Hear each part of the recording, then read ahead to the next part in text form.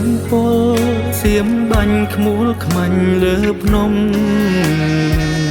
សូកំភ្លើងយន្តបាញ់ផ្លងរំពងពេញព្រៃទ័ពខ្មែរប្រយុទ្ធតស៊ូយប់ថ្ងៃច្បាំងដេញទ័ពថៃកាពីបនទីទ័ពយើងឈ្នះហើយខ្មែរអើយកុំភ័យសៀមបរាជ័យដល់ថ្ងៃវិញមានអន្តរាយសៀមចោះចាញ់ហើយបាំងទ័ពខ្ចាត់ខ្ចាយតាំងសពរីបាយក៏លើពោស្ធីសៀមទំលៀងទ្របកំតិចវត្តអារាមសៀមបាញ់បំផ្លាញ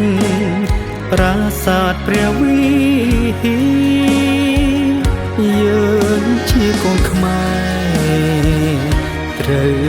រួបរวมគ្នាដកស្លាប់កាពីមិនអោយជាតិបាត់បង់ជីវិត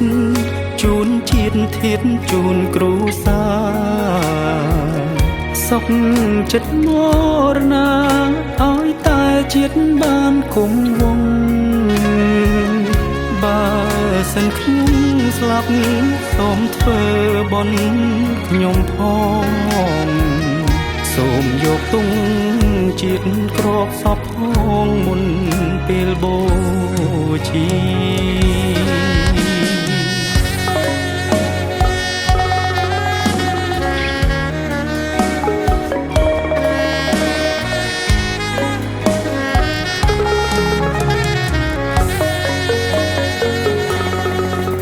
ទ័ពយើងឈ្នះហើយខ្មែរអើយកុំភ័យសៀមបរាជ័យដល់ថ្ងៃវិញមានអន្តរាយសៀមចោះចាញ់ហើយបាំងទ័ពខ្ចាត់ខ្ចាយតាំងសពរីបាយក៏លើពោស្ធីសៀមទំលៀងទ្របកំតិចវត្តអារាមសៀមបាញ់បំផ្លាញប្រាសាទព្រះវិហារយើងជាកូនខ្មែរត្រូវរួបរวมគ្នាដកស្លាប់កាពីមិនអោយជាតិបាត់បង់ជីវិត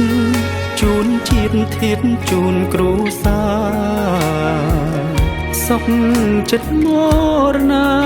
ឲ្យតែជាតិបានគង់វង្សបើសិនខ្ញុំស្លាប់សូមធ្វើបុណ្យខ្ញុំផងសូមយកទង់ជាតិក្របសពផងមុនពេលបូជាសូមយកទង់